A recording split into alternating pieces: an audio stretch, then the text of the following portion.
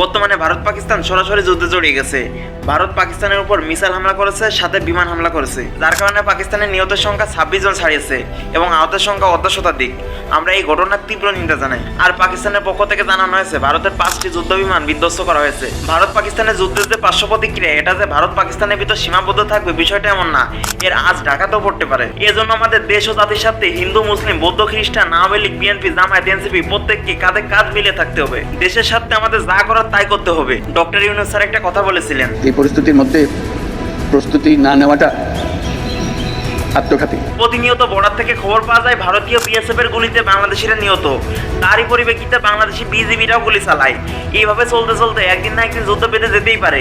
যে মিসাইল পাকিস্তানে পড়লো সেই মিসাইল ঢাকাতেও পড়তে পারে। এজন্য আমাদের বাংলাদেশের প্রত্যেককে সতর্ক থাকা জরুরি এবং যুদ্ধের জন্য প্রস্তুতি গ্রহণ করা জরুরি। আবারও বলছি, দেশ ও জাতির সাথে আমাদেরকে ধর্ম, বর্ণ, জাতিগত, দলমত নির্বিশেষে এক থাকতে হবে। কারণ দেশে যদি সার্বভৌমত্বই বজায় না থাকে, কিসের আওয়ামী লীগ, কিসের বিএনপি, কিসের জামায়াত, প্রত্যেককে গোলামের জীবন বরণ করতে হবে, যেভাবে ভারতের 7 সিস্টারের লোকজন বসবাস করে। কিন্তু আমরা যদি এক থাকি, পৃথিবীর কোনো পরাশক্তি আমাদের কিছু করতে পারবে না, যেভাবে গাজাকে এখন পর্যন্ত কিছু দখল করতে পারে নাই।